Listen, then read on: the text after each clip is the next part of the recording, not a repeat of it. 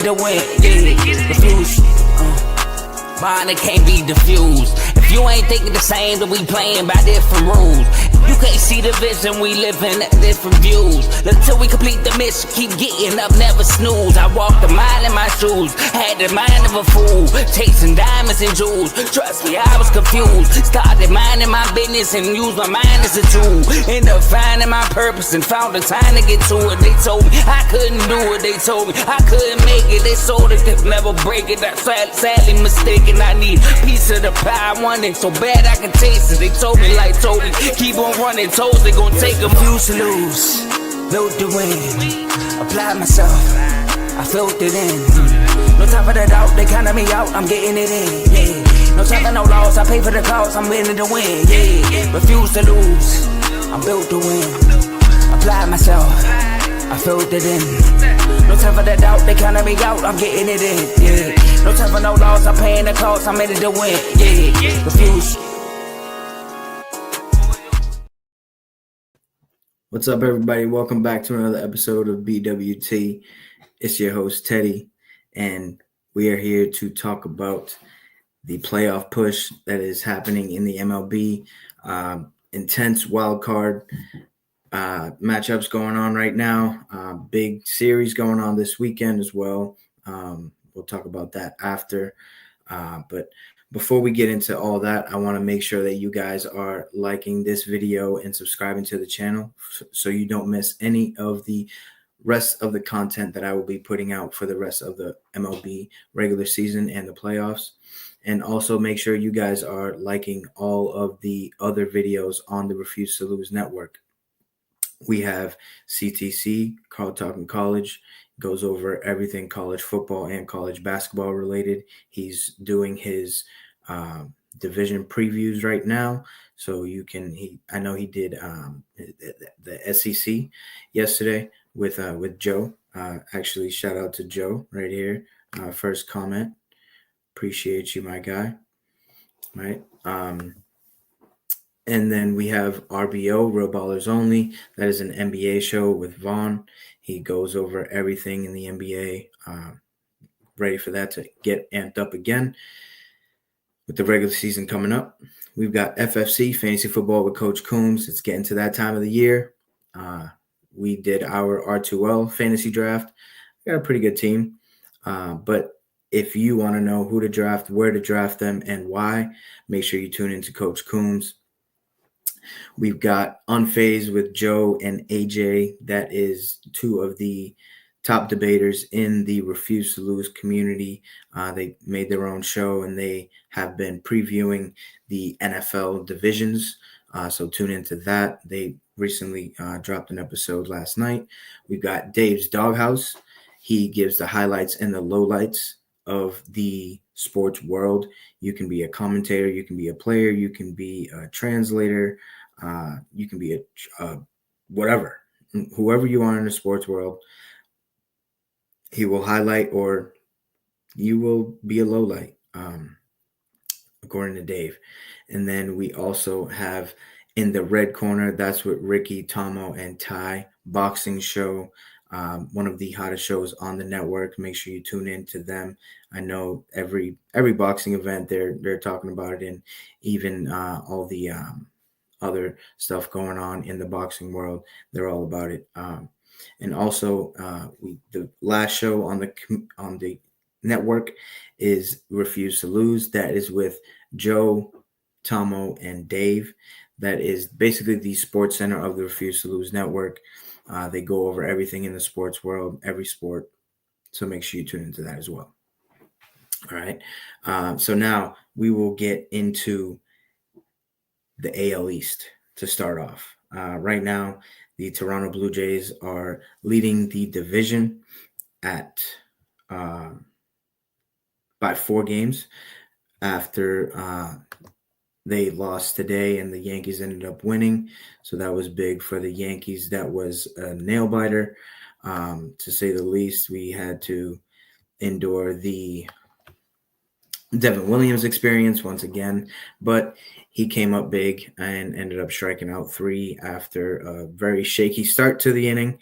So the Yankees are in second place right now with 4 games back, coming off of a 5-game winning streak, going back to the Bronx to face their rival, the Boston Red Sox, in a 4-game set. The Red Sox are currently in 3rd place. They are 5.5 games back in the division. Tampa Bay, they are 12.5 games back, and Baltimore, 14 games back. All right.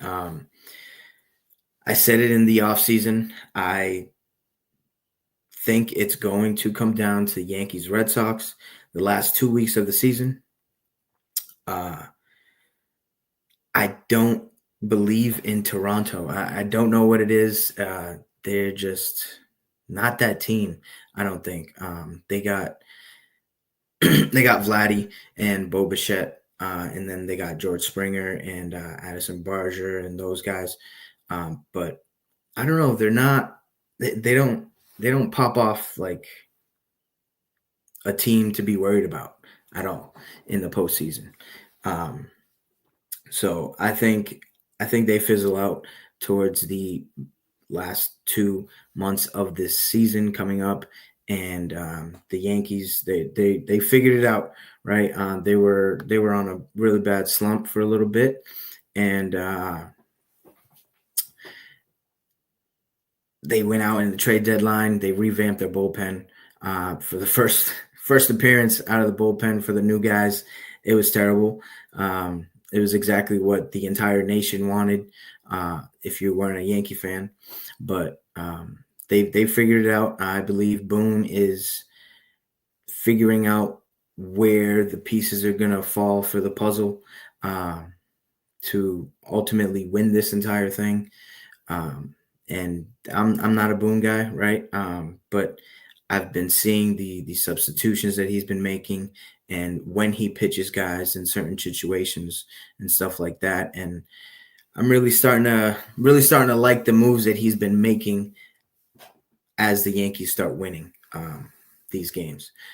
Joe commented, couldn't have asked for anything better coming down to Yankees and Red Sox. Of course not. Right? Like that's what we all wanted. Me and Jovan, we predicted that to happen in the offseason when we did our division predictions. And I mean, he has them winning. I don't, but it is what it is. We'll see how it ends up. Right. So now we will go to the AL Central, where we have the Detroit Tigers. Shout out to Carl. Leading the division by 10 games. Kansas City is in 2nd place. Cleveland Guardians are 10.5 games back. The Twins are 16.5 games back. The White Sox are 30 games back. This division is all but wrapped up. I predicted the Tigers to win the division in the prediction video that I was talking about earlier. They look really good, contending for the best record in the MLB with the Brewers and the Dodgers up there, as well as the I believe the Phillies are up there with wins. Yeah. Yep. So they're competing for that. I know that's something that my boy Carl is keeping track of every night.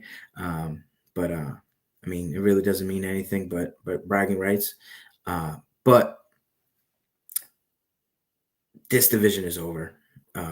It's been over for a while. And then the Tigers got into a little skid where they lost a bunch of games, and they just turned it back on. Screwball is the best pitcher in baseball right now. He's arguably the best pitcher in baseball right now, with Skeens and others. So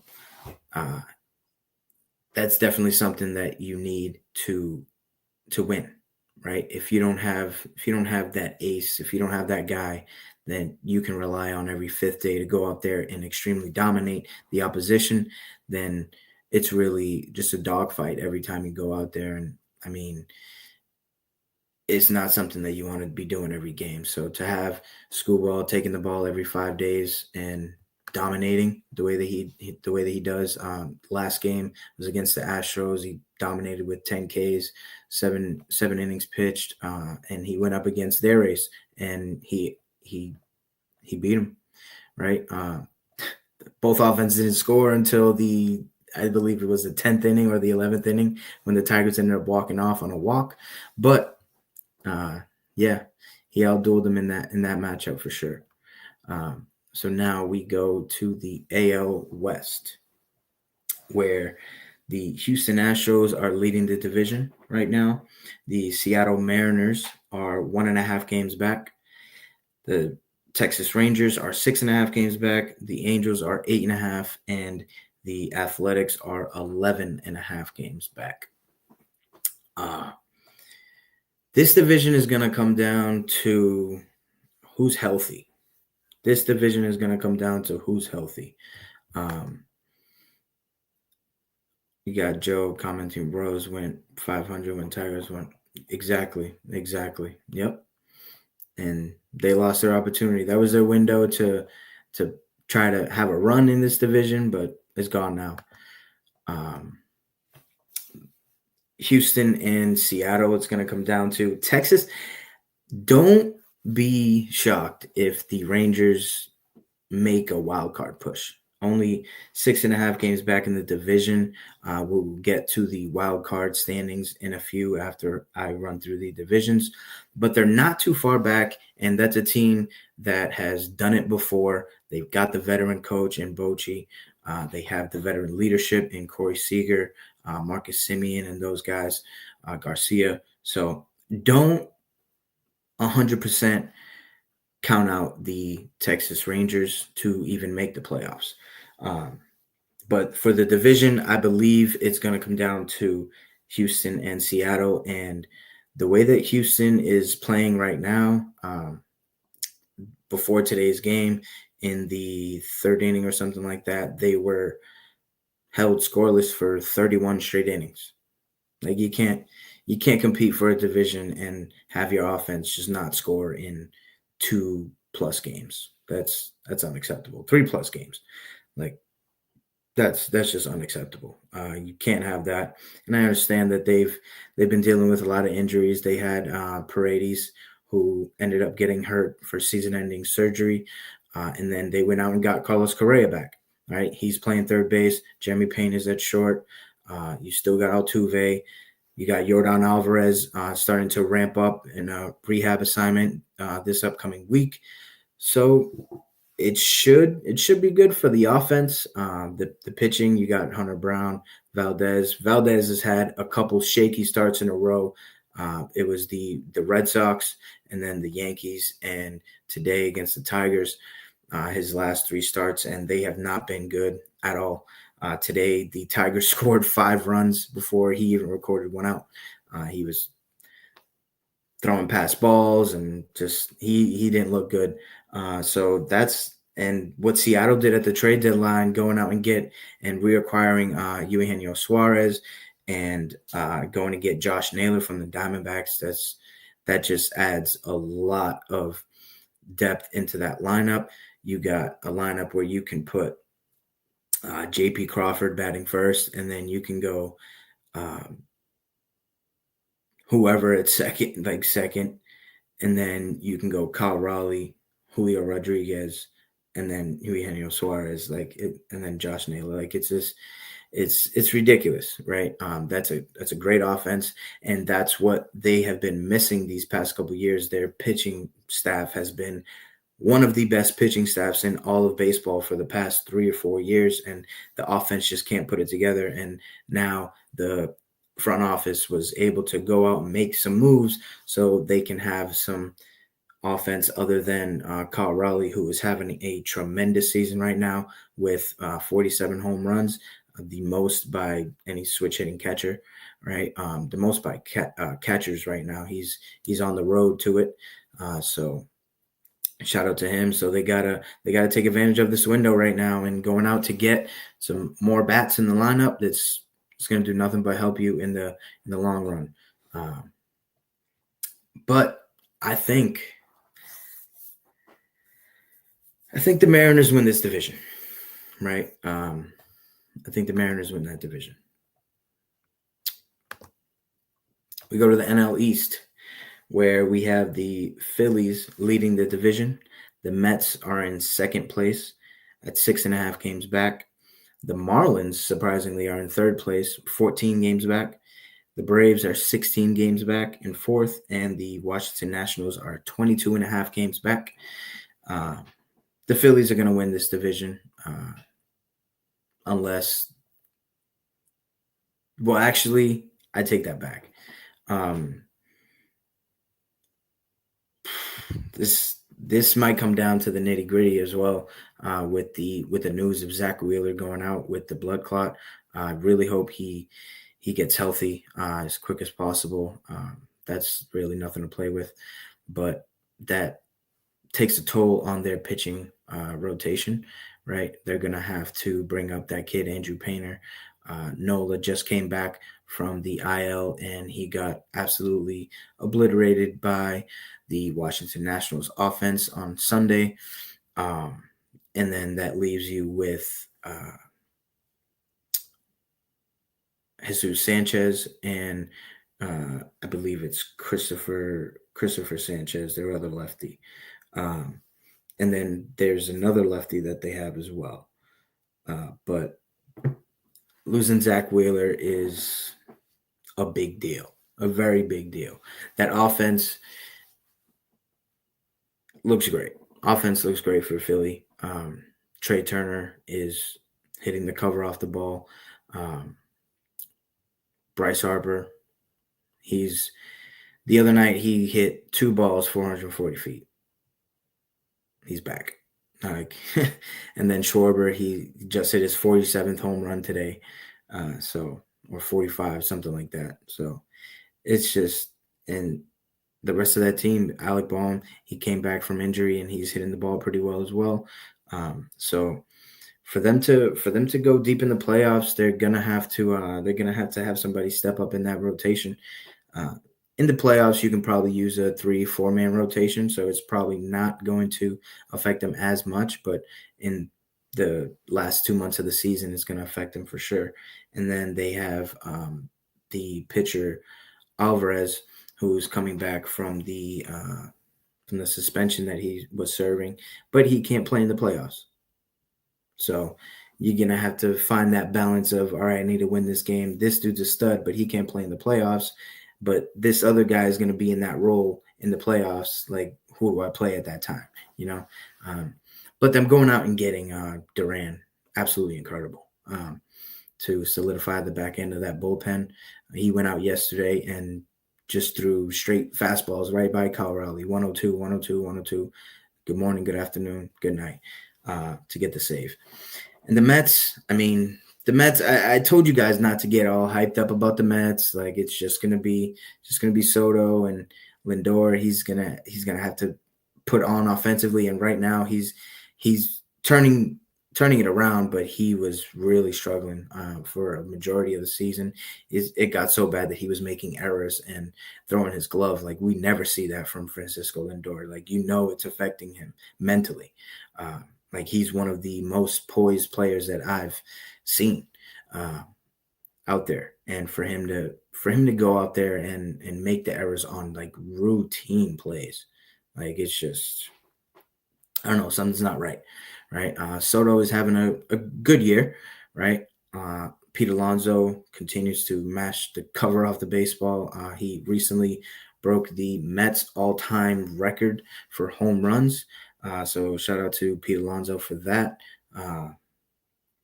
But this one's tough. Because right now it's a 6.5 game lead, and the way that Philly's playing right now, you know what? I'm going to go Philly. Philly is going to win this division. So let's go on to the NL Central, right, where we have the Brewers leading the division. What can I say about the Brewers? The Brewers just came off of a 14-game win streak. The Cubs had this division. They had the lead. They had a 6.5 game lead. let it slip away. They are not the only team that did that in baseball. The Yankees did it as well, right? So I don't want to hear anybody say, "Oh, you talk about these guys, but you don't talk about the Yankees fall." Blah blah blah. Yeah, be quiet.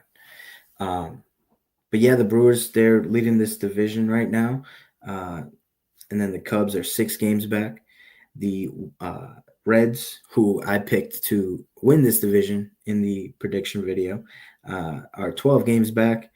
The Cardinals are 16 and a half games back, and the Pirates are 25 and a half games back.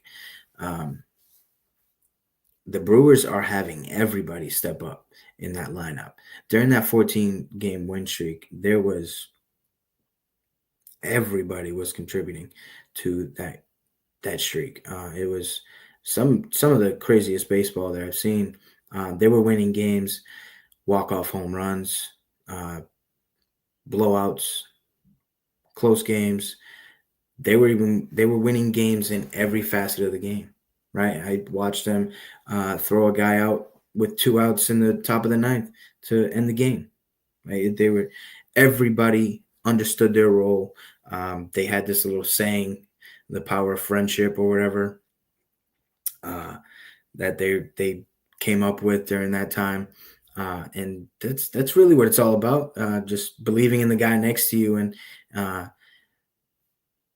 understanding that you guys are all going after the same goal and wanting to push towards the championship, right?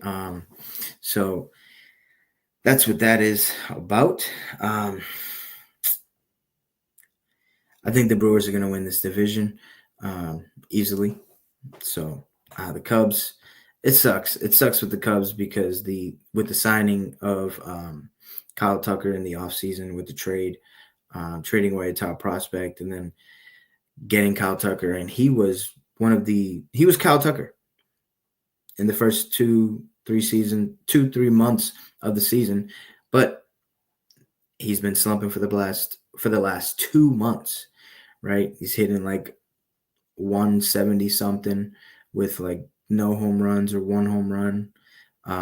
But news just came out today that he was been playing with a fractured hand that entire time. So I understand why you're struggling, brother. I recently had a hand injury and I played through it and I wasn't the same. So I know that it's affecting you, and I can just imagine going out there and trying to face 100 every day with a broken hand. That's tough. So hope you recover quick. Hope you get healthy so you can help your team because they're going to make the playoffs. So Kyle Tucker, good luck, man. We go to the NL West, where the Dodgers are leading this division by 2 games. The Padres are in second place. The Giants are 11 games back. The Diamondbacks are 11 games back, and the Colorado Rockies are 36 games back. This one's tough too. The Padres went out and established their back end of the bullpen at the deadline, going to get Mason Miller. The Dodgers are playing regular baseball, right? They've had some of their guys slump a little bit. Mookie is starting to look like Mookie Betts. He went out and said that he wasn't happy with the way that he was playing, that he sucked and all that. So for him to turn it around, hats off to him for that. We got Joe. It's tough to play this sport with a broken hand. Oh yeah, man. And it was his right hand, I believe. So that's tough. That's tough.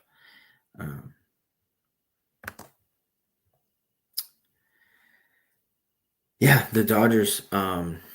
Mookie Betts has been playing pretty well.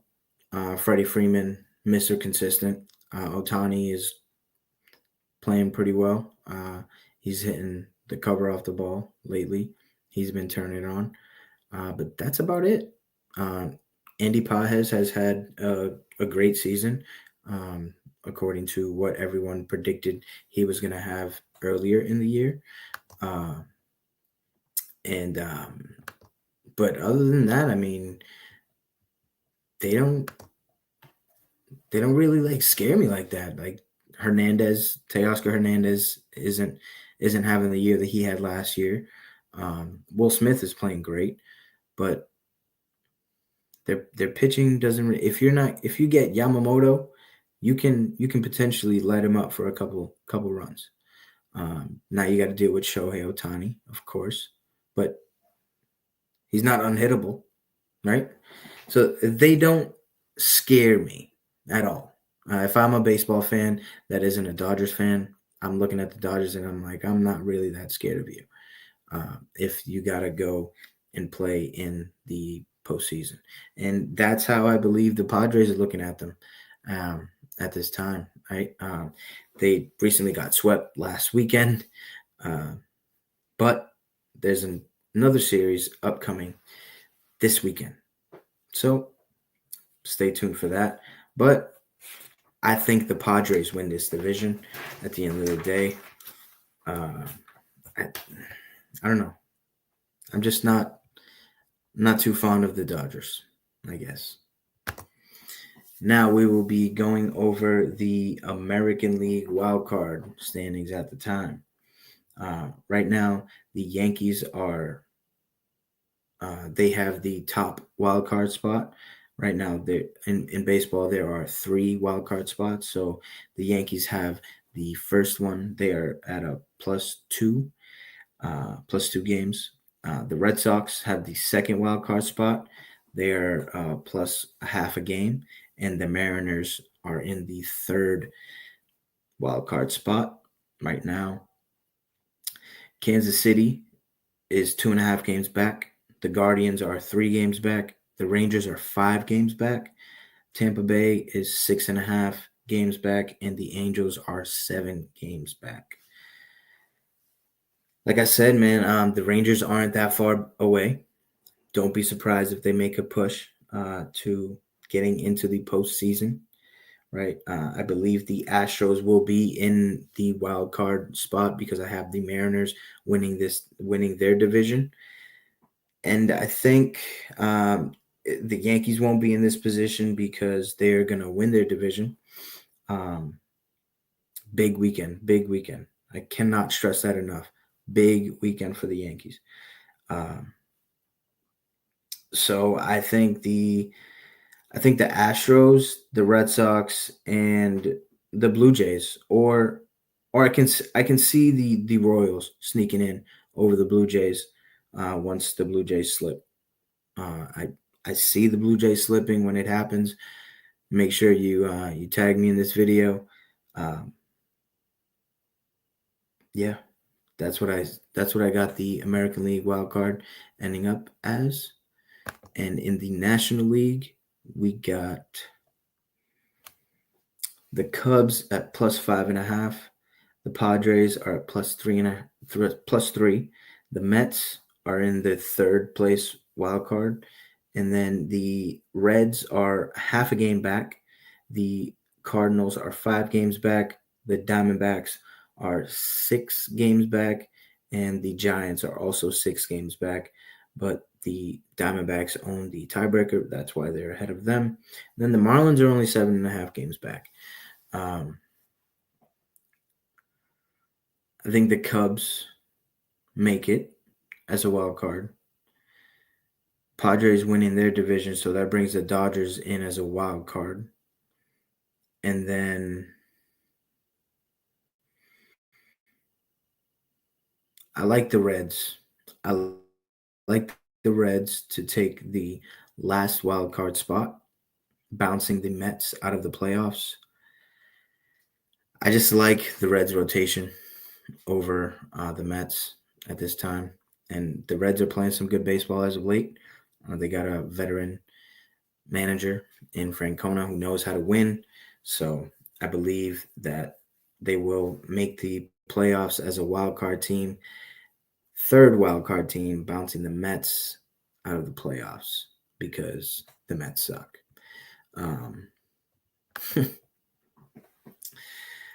But yeah, those are my predictions for the remainder of the season, both division and wild card. Let me know what you guys think down below. And before I go, I want to say this one thing. Boone, don't mess it up. Don't mess it up. You're doing a good job right now. Just don't mess it up. I will be there in the Bronx on Saturday to watch Yankees Red Sox. Let's go. Let's win this series.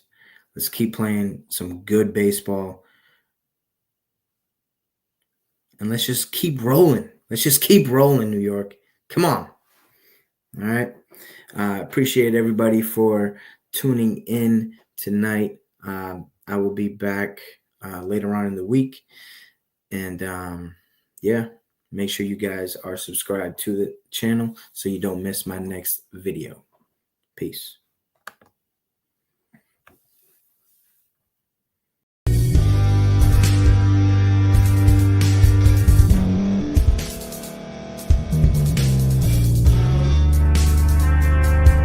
Thank you for staying to the end. If you're watching this on YouTube, please like this video, subscribe, and also hit that notification button so you can be notified next time we put out a video. If you're listening on any podcast platform, subscribe and hit that notification button, y'all, so you can be notified we put out another podcast audio. And last but not least, hit that share button. No matter what you're listening to or watching it, hit that share button and send it to somebody that you know that would love to watch this episode you just listened to. So once again, thank you for staying to the end, and we'll see y'all in the next episode.